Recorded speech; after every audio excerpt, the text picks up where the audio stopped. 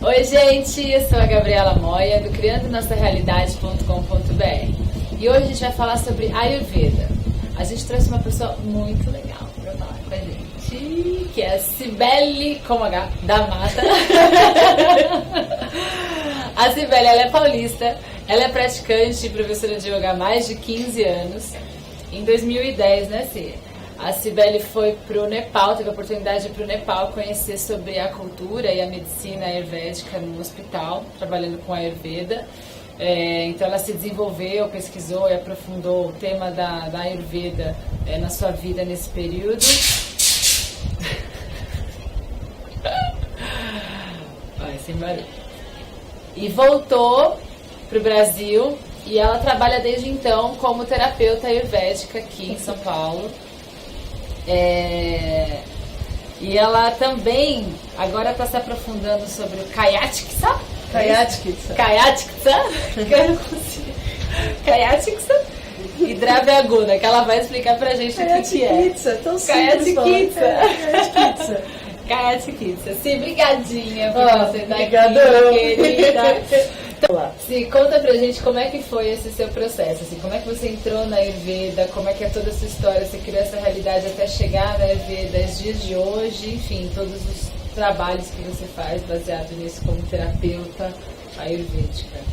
Bom, eu nunca tive nunca tive muito outro caminho, né? Quando eu não sou terapeuta ayurvédica ou não estou nessa coisa do yoga, eu sou artista plástica. Então nunca tive muita diferença do meu trabalho. Eu comecei a praticar yoga, eu tinha 16, 15 anos por conta de um namorado e que a mamãe não deixava sair, então eu ia fazer aula de yoga. E aí depois disso eu fiz a FMU, depois eu fiz um curso de biopsicologia, o FMU com Marcos Rojo, biopsicologia com a doutora Susan Andrews. E aí eu estava já estudando massagens, eu fazia a parte técnica de Ayurveda, porque tinha uma doutora lá, doutora Tatiana.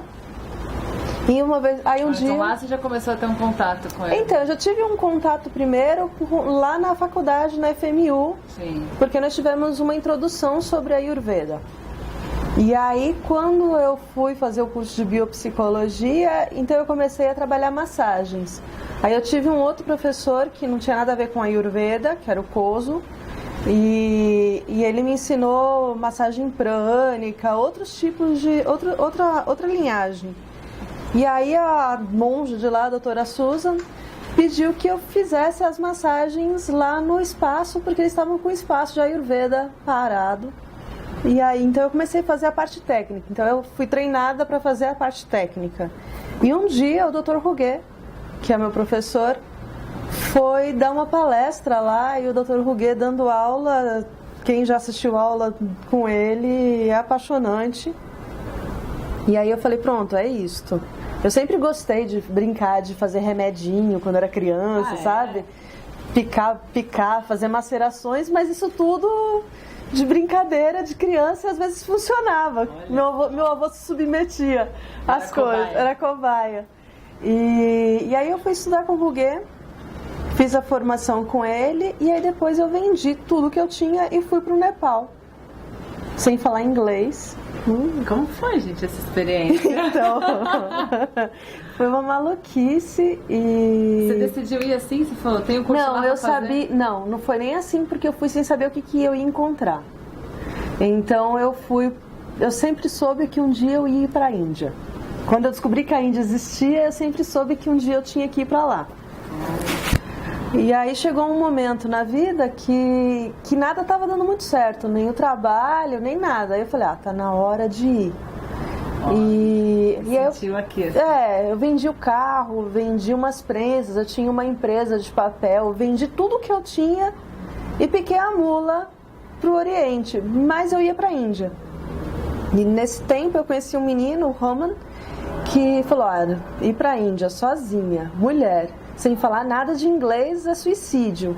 Vai pro Nepal, fica na casa dos meus pais, depois a gente vê o que faz quando você estiver se virando. Então foi muito legal, porque foi uma vivência.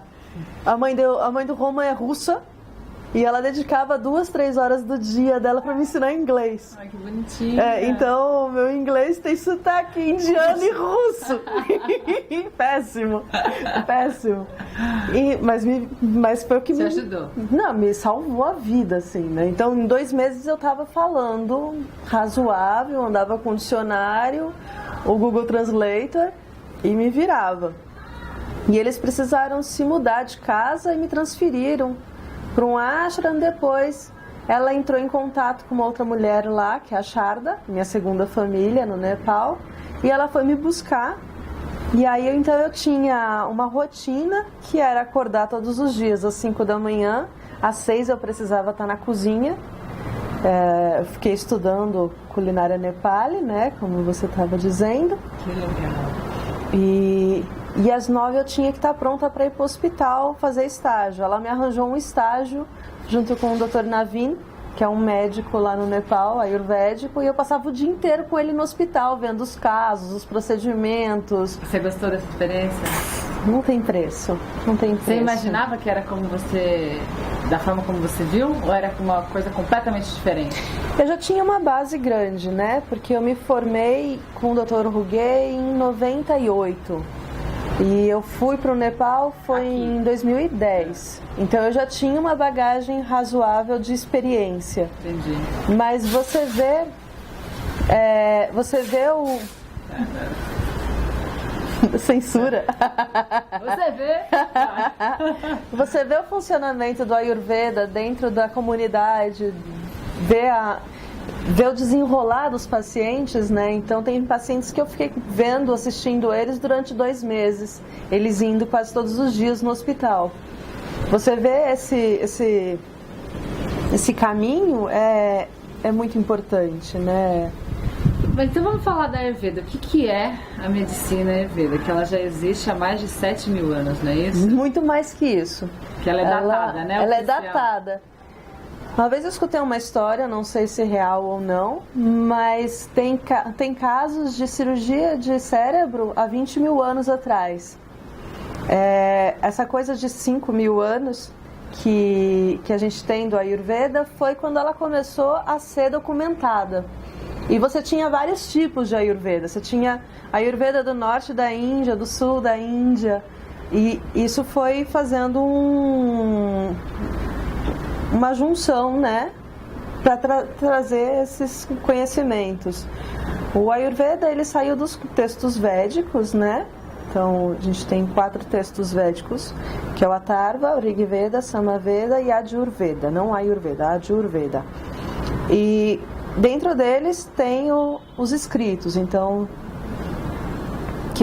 que sai o Yoga, que sai o Ayurveda, que sai o Jyotish, que é as leituras de astrologia, leitura de mão, então são todos que saem desse mesmo lugar. O que é a Ayurveda em si? Bom, a Ayurveda, como a própria palavra já diz, né? Ayur significa vida e Veda significa ciência. A Ayurveda ela vê o ser como um único. Então, a gente acredita que tudo no universo é composto de 5 elementos básicos: terra, água, fogo, ar e espaço.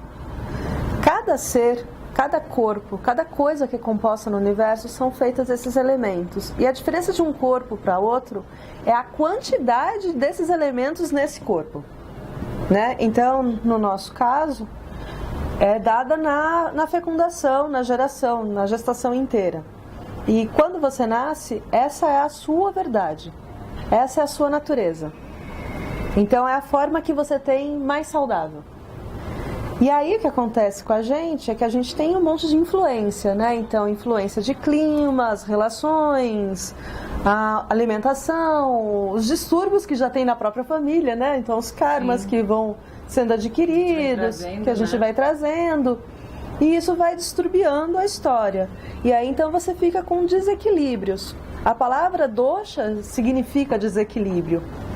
O que é a dosha dentro da Ayurveda? É uma classificação, é isso? Dosha, quando você fala Pitta, Vata e Kapha, é uma classificação biológica, né? Então, dentro da Ayurveda existem o dosha, que é como se fosse uma forma de avaliação. E aí tem o estilo Pitta, Vata. São os biotipos. Biotipo. E Kapha. E Kapha. E Kapha. Aí você tem uma grande porcentagem da população, que é a maioria, que tem 2 biotipos em maior quantidade. Todos nós temos os 3, porque todos nós temos os 5 elementos. Sim. Né? Mas uma grande parte da população é bidosha, uma pequeníssima parte é unidosha. Então tem um dosha em grande quantidade, os outros pequenininho. E uma outra parte da população também, que é menor, tem os 3 mais ou menos na mesma equivalência. E o que significa isso? Isso tem a ver com a conjunção daquele corpo, né? Como é que aquele corpo é formado, como ele responde às coisas. E aí tem outras coisas. Então vamos lá, um Pitta Vata no verão. Quais são as características do verão? O verão, ele é quente, né? Chove no nosso verão, então ele tende a agravar Pitta, porque o Pitta também tem mais calor. Cada dosha tem as suas próprias características, né? Como são as características básicas do Pitta, por exemplo? O Pitta, ele é quente, ele é um pouco oleoso, né? Pessoas que têm a pele oleosa. Oleosa, mas você pode ver um Pitta, eles são pintadinhos, ou são bem lustrosos, vermelhados, tem mais sangue rodando, você vê aquelas caras vermelhas. Subiu uma escada, já tá rosa. Ou pensou uma coisinha, já o olho às vezes, os dentes são mais pontudos, tem uma forma mais... Eles são intensos, os Pittas, né? Então, ele também se porta de uma forma intensa, a cara dele também é intensa, ele tem uma expressão mais severa quando ele tá sério só. É aquele cara que não malha e aí faz um pouquinho e já trinca. Já trinca, todo pintado, né? Normalmente é uma forma mais mediana. E aí também, né, tudo lindo, maravilhoso. Quando ele desequilibra, o Pitta, como ele é a própria digestão, isso é uma coisa que eu tenho que falar. Então, no organismo, o Pitta é a própria digestão, é o próprio metabolismo. O Kapha é a estrutura, né, e a nutrição. E o Vata é o movimento. Então, todos os movimentos são regidos no nosso organismo por Vata. Então, batimento cardíaco, movimento peristáltico, o movimento mental. Isso são funções de Vata no nosso corpo. E as características de Vata? Vata é longilíneo, né? Tem uns braços compridos, assim. Já quero que você me avalie, mas vai me contando todas primeiro. Então, Vata normalmente é longilíneo. Ele pode ser compridão, mas pode ser minhãozinho. Ele é mais seco, muito móvel, muito ágil, adaptável, quando está equilibrado, super criativo. As características é seco, frio, ele é mais friorento também. A secura vai às vezes para as articulações, então às vezes instala. Também para a psique dele. Então um Vata desequilibrado, ele fica super ansioso, essa ansiedade passa para medo, esse medo vai gerando gases. Então você vai ver um clássico assim de Vata, que é aquela pessoa que tem a barriga incha assim às 4 horas da tarde, sabe? Isto é um clássico de Vata. Se a sua barriga incha às 4 horas da tarde, se você anda com insônia, se você anda muito agitado mentalmente, se você começa um monte de ação e não acaba nenhuma, seu Vata está agravado. E 90% da população, principalmente de São Paulo, está com Vata agravado, porque a gente faz muitas coisas e tem muita informação e é tudo pra já. Sim. E isso é um desequilíbrio em Vata. Não só na pessoa, mas no meio que ela vive. Por exemplo, esse tempo hoje, que está frio e seco, agrava Vata. Então, a Ayurveda, ela trabalha, a gente estava perguntando como é que é o trabalho da Ayurveda. A Ayurveda trabalha de uma forma preventiva, né? Se for pensado como estilo de vida, sim. Então hoje um Vata, qualquer pessoa, porque vai agravar um pouquinho, o que ela deve comer hoje? Como é que ela deve se portar hoje? Que está esse tempo cinzento, seco e frio. Né? Ela deve comer coisas quentinhas, nutritivas, que vão melhorar a digestão dela, que não vai causar gases. que vai acolher melhor ela. Né? Isso no vata. Isso no vata, porque agora está em outono, a pele tende a ficar mais seca, tudo fica mais seco, o intestino fica mais seco. Então, o que vai colocar? Vai colocar um pouquinho mais de óleo, se toma leite, mesmo que seja vegetal, coloca lá um olhinho, um leitinho vegetal. Isso vai dar nutrição para essa pessoa e ao mesmo tempo a gente tem que cuidar para digerir bem. Porque não adianta encher a pessoa de nutrição se ela não está com uma boa digestão. Nosso professor fala que quando não se tem uma boa digestão, não adianta comer orgânico, não adianta tomar vitamina, que você só vai estar vitaminando o rio, né? Porque passa. Você tem que cuidar principalmente da sua digestão. Se ela está bem, a sua saúde está bacana. E aí você consegue absorver os nutrientes todos. Fala do perfil do Kapha. Bom, o Kapha, tipo eu. Então o Kapha, ele no corpo, ele é responsável pelas estruturas e nutrição. Os Kaphas, ele é mais pesado, mais letárgico, mais denso. Você vê, você não consegue separar a minha gordura da minha pele e do meu músculo. É tudo uma coisa só. Sempre será. Né? Você vê, aqui está um pouquinho mais pita, tá vendo? Ó? Vata é aquele que separa, fica só a pele na sua mão e o resto tá lá separado e sequinho. Tá sequinho também. Eu sou o quê? Você é Pitta Vata. Pitta Vata? Com certeza. Com certeza, Pitta Vata. Tem algumas pessoas que você faz, por que você coloca a mão assim pra medir a pressão? Não. Aqui, eu ainda sou uma formiga sem asa. Tá pegando aqui, Diogo? Mas aqui a gente vê os biotipos e os desequilíbrios. Então dá para se ver, né, o Kapha, o Pitta e o Vata. E aí quando você tem um trabalho mais apurado disso, você divide nos subdoshas. Então cada dedo se divide em 5. E aí você tem o diagnóstico. Olha. Tem uns médicos incríveis na Índia que eles pegam teu pulso e sabe se você tá grávida, sabe se tomou remédio, Uau. sabe histórico seu por aqui. Que incrível. Então aqui tem só um pitazinho mais agravado, que deve estar com fome, porque já são quase 2 horas e não comeu. É verdade. Né? Gente, é mágica. Que mais? O intestino não tá muito bom. A eliminação de alguma forma tá pegando. Pode ser. Isso é mais Vata. Isso é Vata. Então, tá aqui o Pitta e o Vata mostrando muito mais. Tem um cafinha lá no fundo, mas pouquinho.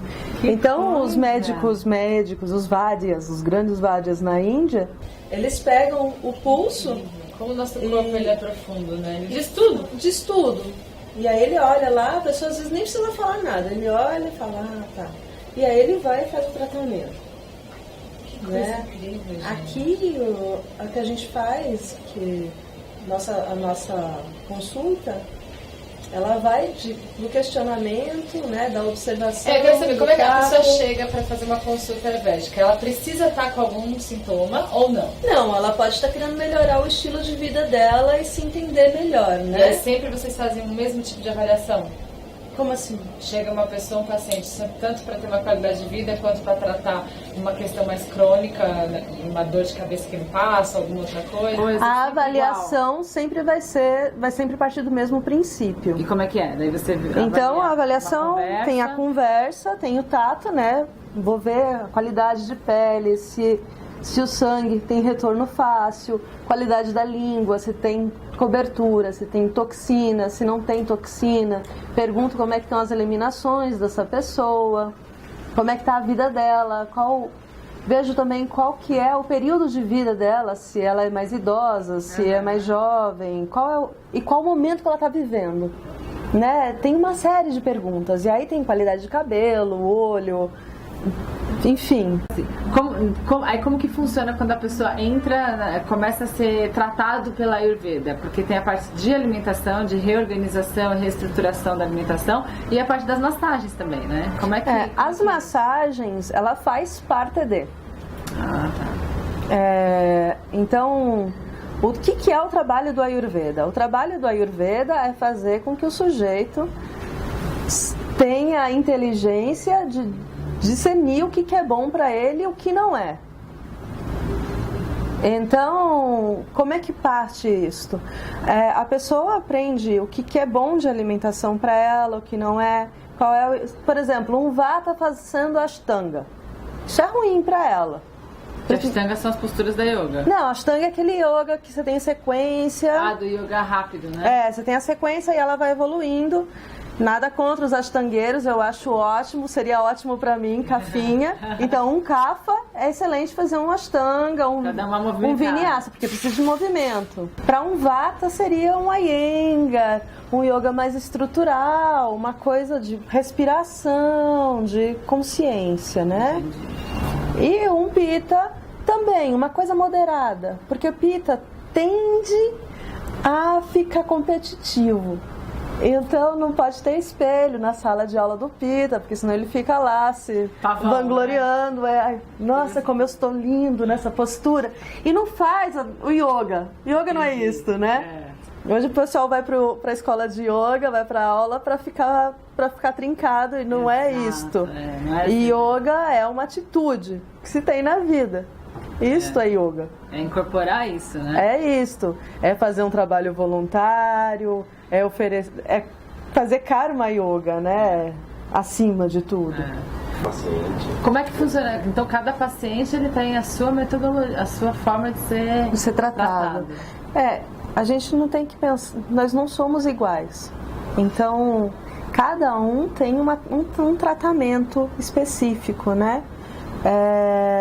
Pode partir do mesmo princípio de consulta, porque a gente faz uma pesquisa, uma investigação sobre aquela pessoa, para descobrir qual é o biotipo, qual é o agravamento. E aí, junto com a pessoa, isso eu acho bem importante, principalmente porque a gente vive numa cidade grande e tem que ter adaptações. Junto com aquela pessoa, a gente monta um programa de autoconhecimento, que aí entra o tratamento. Então, você vê se a pessoa tem toxinas ou não, e aí isso segue para um caminho de trabalho, né? Se você vai fazer essa parte mais clínica e não só de consciência de alimentação e estilo de vida. E aí, nesse trabalho de toxina ou não toxina, você tem dois caminhos. Um é limpeza e o outro é um trabalho de rejuvenescimento e tonificação. A Ayurveda ela sempre vai trabalhar em cima desses pilares, né? O que se está em excesso a gente tira, então a gente sempre faz um trabalho dos opostos, né? Se está muito pita, a gente trabalha o contrário. Né? Se está muito kapha, a gente trabalha o contrário. E aí isso entra então mudanças de alimentação, você focar mais em alguns alimentos que seriam mais importantes para a sua ou eliminação ou rejuvenescimento. Aí a pessoa entra com esse trabalho de autoconhecimento sobre o que ela pode comer, o estilo de vida dela, e entra as terapias, com as massagens, tem vários tipos, né? Então você tem a Abhyanga, você tem Shirodhara, você tem as saunas, os Swedanas, você tem as trouxinhas para tratamentos locais, você tem trabalho com mingau de leite, arroz, você tem uma infinidade de coisa com ervas e afins para trabalhar cada processo, né? E você também tem os fitoterápicos para ser ingerido, se necessário. Então, qual que é o trabalho do Ayurveda? É fazer o resgate daquela primeira natureza que a gente falou, de quando você é gerado. Se chegando perto disso, o trabalho então é tonificar o que você tem de melhor. Então, se você tonifica o que você tem de melhor, a sua natureza, né? Você expressa para o mundo o seu Dharma, o que você veio fazer aqui, os seus talentos. Claro. E esse é o trabalho. Então, o trabalho do Ayurveda é essa busca de ir fazer o autoconhecimento e ver que o ser, ele é um com a natureza. Então, do mesmo dia que amanhece e anoitece, do mesmo jeito que tem as mudanças das estações, a gente também passa por elas, né? E elas não são, elas não são, como fala? Elas não são, tem que cortar, a parte, né? Elas não são, não é parte, pode ser a parte a palavra.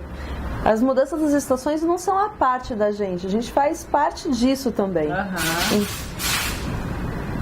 Então, como eu te disse, do Pitta no verão, ele vai agravar o Pitta, né? O Kapha na primavera, o Vata no outono, no inverno, porque a natureza está muito próxima da natureza daquela pessoa. Claro. E aquilo vai aumentar. Faz sentido. Se você está fazendo está num processo de câncer, se você está fazendo algum tratamento que já tem um trabalho alopático, às vezes o trabalho alopático ele precisa ser continuado, mesmo fazendo um trabalho com Ayurveda. Uma coisa não elimina a outra, e se elimina é porque foi sarando a causa. E aí então você não vai precisar mais dele. A sensação que dá é que o processo de tratamento ayurvédico, ele é voltado mais para a parte, não mais, mas assim, ele é mais terapêutico, porque ele é mais longínquo, né? Os médicos profissionais que trabalham com a medicina ayurvédica, é diferente, por exemplo, do jeito que você trabalha, que você não é médica. Certo. É diferente a forma de atuação? Ele tem algum tipo de poder a mais, assim, para atuar em linha de frente, ou não faz diferença? No Brasil ainda a gente está fazendo um trabalho de legalização do Ayurveda, né? O poder que o médico tem a mais é que ele pode fazer algumas coisas mais invasivas e responder como médico. Então, enfiar sondas, né? Vai fazer um trabalho de vômito e a pessoa não vomita, o que ele vai fazer? Então o médico tem esse poder, né? Entendi. Eu não sei enfiar a sonda gástrica, por exemplo. Não sei. Então tem algumas coisas que o médico pode fazer, né? Pedir exame, né? Mas a linha de tratamento é sempre a mesma. Legal. E vamos falar então um pouco do intestino. Porque, na verdade, pelo que eu tenho pesquisado até de outras, não só na parte da Ayurveda, mas quando você vê, muitos dos nossos registros do bem-estar tá no intestino, né? E você falou lá atrás, não adianta você ter uma boa alimentação se você não tem uma boa digestão, que está localizada na região do intestino. Do estômago a saidinha, né? Da boca a saída. É o caminho todo, mas assim, aqui que fica armazenado. Como é que a gente consegue ter uma digestão melhor? Depende muito do tipo, mas enfim, se a gente tem um pouquinho de tudo, nem que seja um pouquinho, faz a diferença. Então, como que a gente identifica a nossa dificuldade de digestão ou não? Porque a gente não sabe. Às vezes eu pergunto para o paciente, falo, como é que tá o seu intestino? Tá bem. Eu falo, você vai ao banheiro? Vou. Eu falo, e aí? Mas como é que é? Você vai todo dia? Não, todo dia eu não vou no banheiro. Até o tipo das fezes que saem. Até o tipo, se tá ressecado, se sai de bolinha, se boia, se não boia, se derrete no fundo, se tem muco, se não tem, se tá ressecado, se tem ardência. Repare seu cocô. É importantíssimo reparar o cocô. O pessoal fala, ai credo, Sibeli, que pergunta. Mas... É nosso! É o substrato do que sai, né? Exato. Isso te dá muito respaldo de como é que tá dentro. Exatamente. Né? Então, quando é que ele tá precisando melhorar? Quando ele tá precisando melhorar é quando ele fica... Bom, é melhor falar quando ele tá excelente, o perfeito cocô. O perfeito é aquele bem formado que boia. Esse é o cocô perfeito. Então, se o seu cocô boia e é bem formado, Tá ótimo. Bem formado, você diz consistente. É, com formatinho, assim, consistente. Se você limpa e não sai muco. Assim, ou vários cocôzinhos? Vários cocôzinhos, depende como é que é, né? Vários cocôzinhos. Se for vários cocôzinhos. Se for vários cocôzinhos, tipo cabrito seco, tá vata, não tá legal, né? Se for um cocô bem formado, e aí tem a questão também, quando você limpa, quase não suja o papel. Ele é um cocô que não tem muco. Então esse é um cocô perfeito. Por isso que quando a pessoa, por exemplo, tem diarreia, que aí solta tudo, você vê que tá desarranjado. Exato, né? Aí ele limpar, né? tem Nunca uma produção grande de bile e de outras coisas lá que tá desarranjado. E aí fica aquela nhaca, né? Então esse é um cocô que tá com toxina, né? Às vezes sai ácido, né? Arde. E quando as pessoas, por exemplo, comem alguma coisa que sai no cocô, tipo milho, sai no cocô, então, aí a digestão não tá boa. Uma digestão boa. Ele não fez a digestão. Do mesmo jeito que entrou, saiu.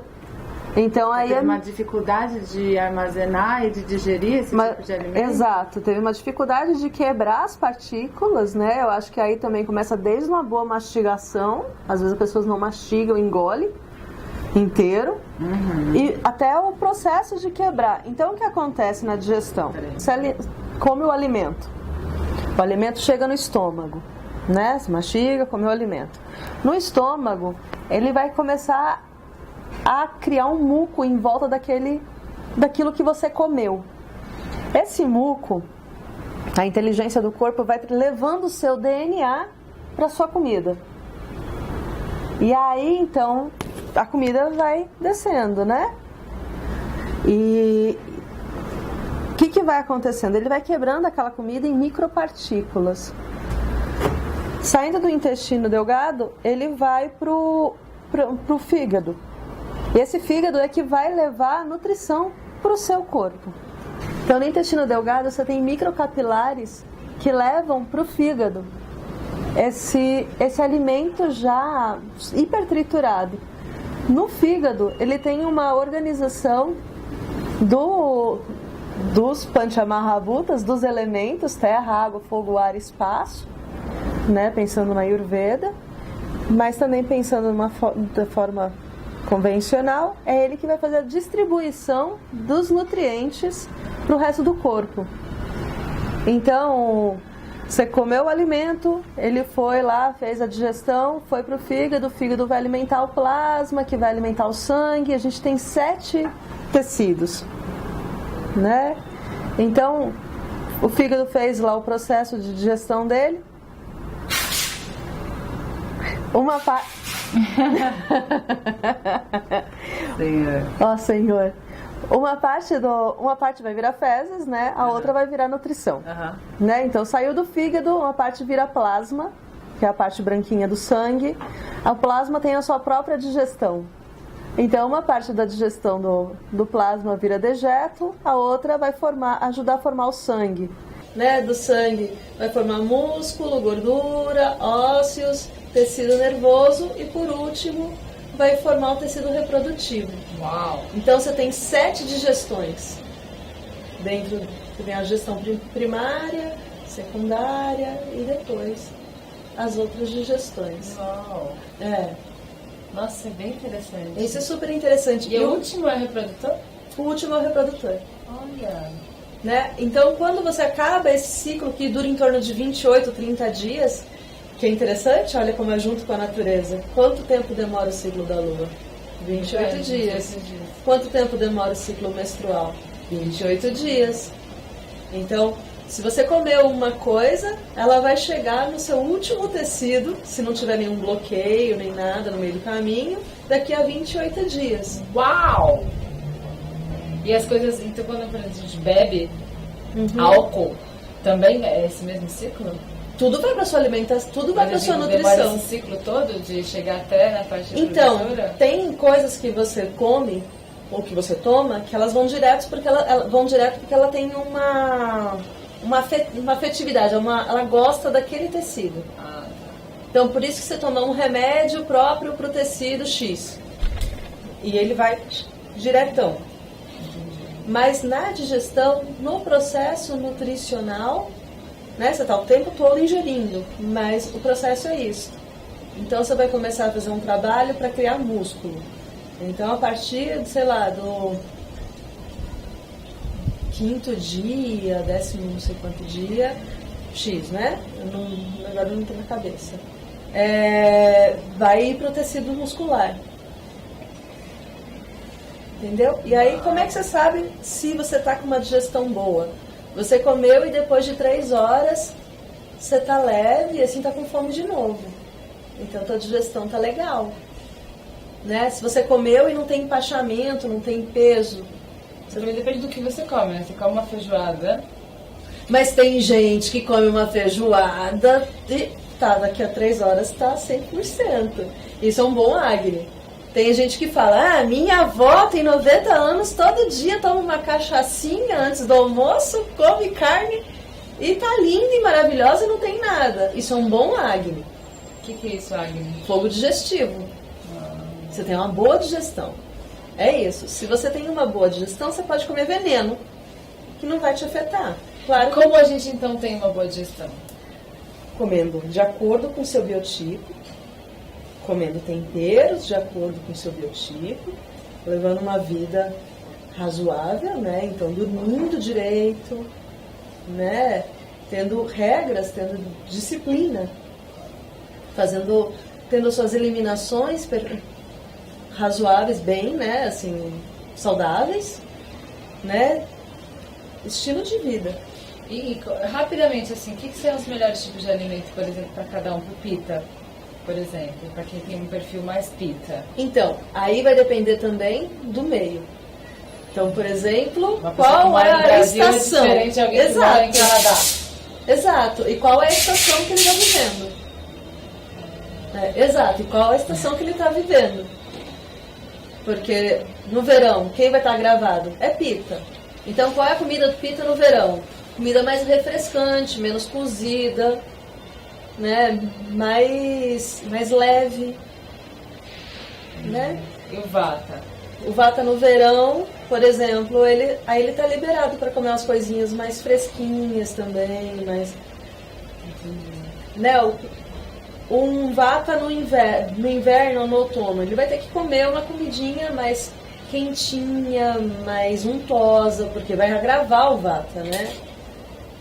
Um kapha na primavera, ele vai ter que comer coisas mais penetrantes, mais picantes, vai ter que comer menos. Ou seja, então é importante a gente sempre estar observando o nosso perfil, sempre, não é melhor, por exemplo, eu sou mais vata, não é, talvez é melhor comer comidas mais leves no verão, mas não significa que é assim as 4 estações. Exatamente. Então é importante sempre você estar mudando a sua alimentação. Exato. Por exemplo, eu estou num período que eu tenho que estudar muito, que eu tenho 3 trabalhos, 2 filhos, sei lá o quê, e eu tô vata. Então você vai fazer uma alimentação anti-vata. Né? Eu tô raivosa, tô tendo cheiro de suor. Quando a pita fica muito agitado, fica desequilibrado, ele começa a produzir mais bile. Então ele começa a ter fezes mais fedorentas. Isso é uma dica do cocô. Do cheiro, né? Quando começa a produzir muito mais cheiro, é porque está produzindo muito mais bile. Então é o pita que está desequilibrado. Né? Voltamos para o cocô. O cocô diz muito sobre nós, viu? Então, se você tem um cocô muco, né, pesado, o kapha está desequilibrado. Se você tem um cocô seco, difícil de sair, constipado, tem gases, é o vata que está desequilibrado. Se você está com ardência, com diarreia, o cocô sai mais amarelo e fedorento, o pita está desequilibrado, né? E a mesma coisa o estômago, né? Se você tem queimação de estômago, como é que é isso daí? Tá com dor de estômago? É pontada? Se você tem azia, né? Se você tem refluxo, que tipo de refluxo? Tem muita gente que tem refluxo, né? Pois E aí isso é um problema na administração É um problema digestão. digestivo.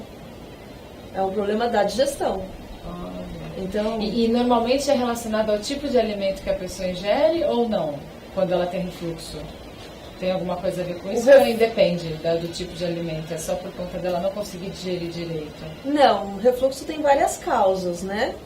O refluxo é quando o esôfago fica frouxo e aí volta. Isso é um problema CAFA. Mas você tem, por exemplo, refluxos ácidos, é pita. Refluxos doces, é CAFA. Né? Você tem... Então não é só o tipo de comida que ela come, claro que é o tipo de comida, mas a quantidade também que ela come, que horário ela come. Lembra que eu falei?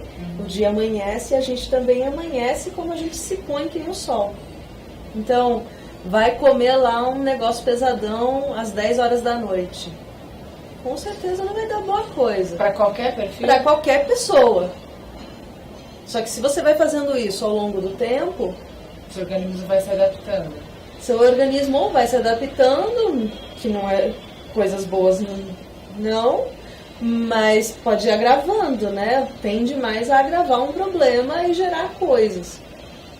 Então, por isso que eu te disse, uma vida saudável está baseado na inteligência de você estar separando o que faz bem para você. Então, estilo de vida, dormir bem, ter boa relação social, dormir bem, comer bem, ter relações amorosas também, saudáveis, né? Essa é uma grande causadora de doenças, né? Né? Esses grandes problemas, déficits que a gente acaba tendo mentais, né, no relacionamento, a parte sentimental, ele causa registros no nosso corpo fortes. Exato, sexuais e tudo mais.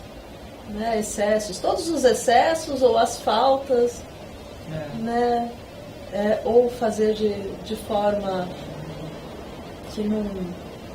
Tem pessoas que procuram também a medicina ayurveda quando elas estão talvez um pouco com idade um pouco mais avançada, assim, quando elas perdem a libido, ou quando elas não têm mais nenhum tipo de vontade de ter nenhuma atividade sexual. Existe uma forma de trabalhar isso, estimular? Então, uma das linhas do Ayurveda, a gente tem várias especialidades no Ayurveda. Uma delas é a Vajrakarana, que é afrodisíacos. Mas também... Como que é essa parte desse Lembra do tratamento? tônico que eu te disse?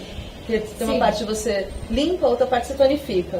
É um trabalho de rejuvenescimento. Então, e como é feito esse trabalho? Ervas, massagens e assim por diante. Entendi.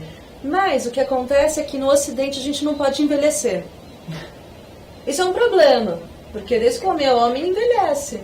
Agora, qual é a qualidade desse envelhecimento, né? Hoje você vê os casos de meninas com 13 anos com um monte de cisto. Por que isso está acontecendo? Né? A gente procria mais tarde agora. Sim.